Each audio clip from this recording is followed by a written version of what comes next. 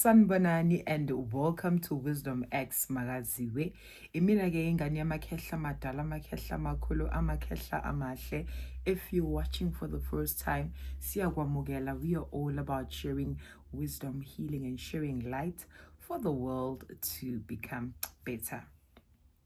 On today's video, I want to share something. It is a blessing to be alive.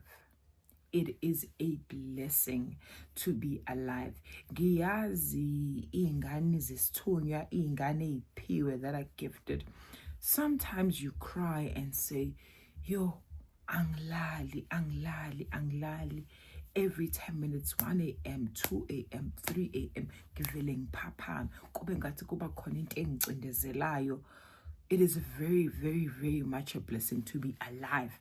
And it's very much a blessing to be woke at that time. If uzwile ukuthi khona into ezama ukukucindezela bese wena ukwazi ukuphaphama, you are very much blessed. Because of hayi wonke umuntu ondlulayo la emhlabeni, mhlawumbe umuntu oshonayo ushona ngesikhathi. Angifuni ukuqambela amanga. Some people out there bashona kungakafiki isikhathi sabo because of what happens in the physical is also happening in the spirit. You can be human trafficked, you can be kidnapped. There's a lot of things, and you really need to look at abantu ukuthi kunabantu abalalayo bavuke bengasekho, kunabantu umuntu nje uphuma right tholi accident, umuntu bekasemsebenzini or udle and then you end up not being okay. But into umvelinqa ngafuna ukuthi ngiyiphakamise namhlanje is that it is a blessing to be alive. Enjoy being alive. Phila impilo enhle ekahle, zinakekele, take care of yourself. Pray noma kunzima. Ubunzima yinto endlulayo, kodwa nje uyaqiniswa ngaso sonke isikhathi. Sila sonke sizofunda, sizoqina, sizophilisa, sizokhulula abantu, because of there's a lot that is happening in the spirit. Hence ngithi it's a blessing to be alive. And it's so sad if you are hijacked, kidnapped or human trafficked ngokomoya. And akunamuntu or in the physical ngaphakathi kwekhala kokwazi ukubona. Akekho kwazi ukubona. You try to communicate with them, but they are just ignorant. They're just ignorant. So imagine you are in that space ukuthi awusekho enyameni kodwa usemoyeni. Job usemoyeni, you are trying to communicate with these people that are physical, and you can't communicate with those people because of nabo they are misinformed, nabo they are not into spirituality. Ngaleyo ndlela le into abayazi ukuthi mabaphupha abantu abangasekho, umoya omubi, bayacindezelwa and all of that. But nayi into uNkulunkulu afuna ukuthi ngiyiphakamisa. Whenever you see someone that has passed on, whenever you see someone that has passed on coming to you, ngobubi ayenza kabi, pray, pray, pray, pray. I've touched this on my other video, kodwa iyavuka kumina kulento futhi ukuthi abantu mabakhuleke ngezinto abazibonayo ngokwamaphupho, because of into ibonayo into esuke iyenzakala. Khuleka uvule inhliziyo, because of uzowathola amaqiniso. You are about to find out the truth. And ngoba usubonisiwe, do not rush to consult or uyofuna any traditional healer ukuthi akuhlahlele indlela or akwazi ukukusiza ngezinto usuzibonile ezenzakala emkhathini.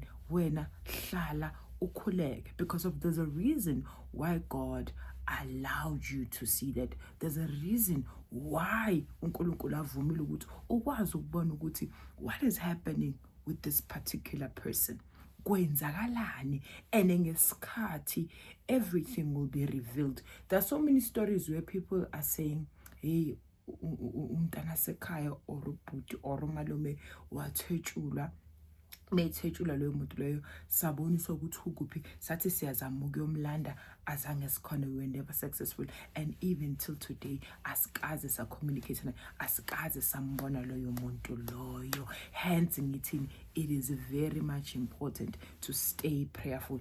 Kubalekile ukuthi uzinakekele noma impilo ingaba nzima kanjani, noma impilo ingakushaya kanjani, noma ungalala udle ipapa netiya or uphuza amanzi, noma ubona ngathi things are not exciting for you because of nayo into esibulalayo siyintsha out here is that we really want a quick fix. We really want to be successful ngesikhathi.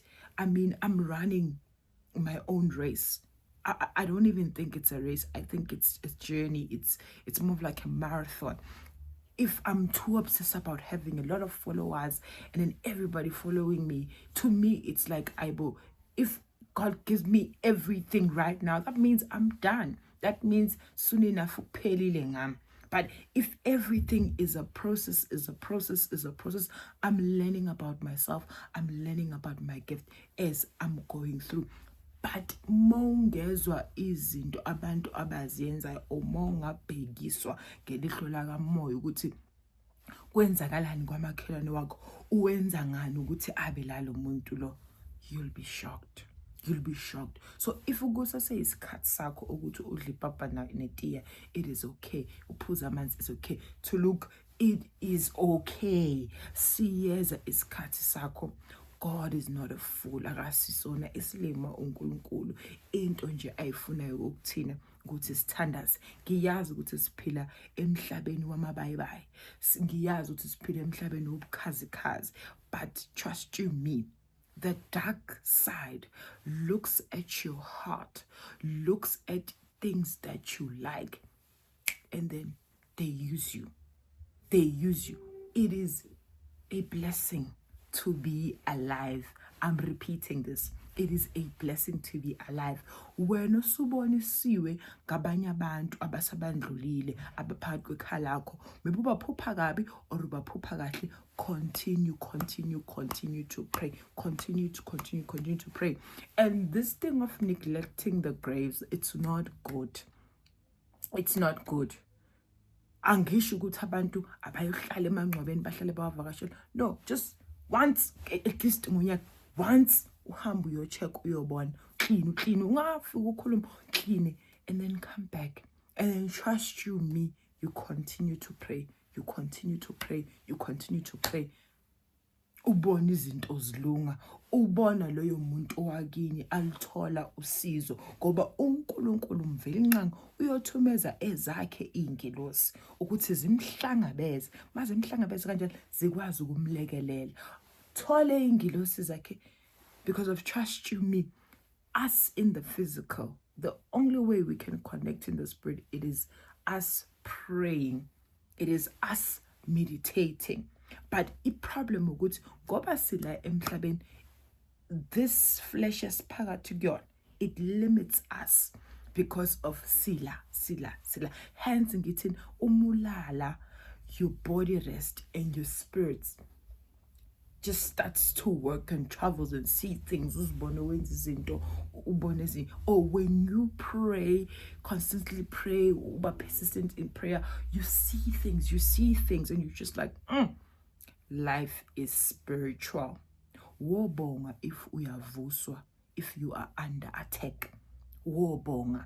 And don't ever, noma ungahlupheka kanjani, noma kungaba nzima kanjani, ungaze uthini ngathi ngingafa, ngoba ukuphila kwakho nokufa kwakho kusemlomeni wakho. So gada into ozikhuluma ngomlomo wakho, because of uzosho lezo zinto lezo ubone zikwenzakalela. Imimoya emibi is always listening, always following, always looking for a victim, always looking for another soldier. Uthathwe, and then you are held hostage. I'm talking about this because of I saw myself in a vision freeing abantu bakudala ngisho ukuthi phumani la, hambani, sukani la, hambani, balekani. And so can you think, cabanga nje ukuthi you were sent into the world, you were busy working on your purpose, or for some reason you were kidnapped nje. Sathi thina ushonile, right? Kanti awushonanga. Khona abantu abadlala ngomoya wakho, khona abantu abayenza izinto ezirong ngawe. Ufike ekhaya ucindezela abantu, uhlukumeza abantu, awukwazi ungena phakathi kwekhaya lakho. You can't even communicate with your people. Ukwazi ukufika kubantu basestradeni. And noma abantu basestradeni bantshela ukuthi kuso andifuni ukulalela. It is a blessing. Inkosi ithi kumina, it is a blessing, makaziwe, that you are alive. Because of when you pass on, isikhathi sakho singakafiki, kuphinde kube inkinga leyo. Uzofika ulinde up until sebathi hayi sekuyisikhathi sakhe. So mawucabanga ukuthi ukulinda kwala emhlabeni kunzima, how about la sowulinda khona but you cannot even communicate with your loved ones? Uyababona nje, but you just can't communicate with them. So ngiyanicela, philani. Noma impilo ingazibukeke imbi, inzima, philani.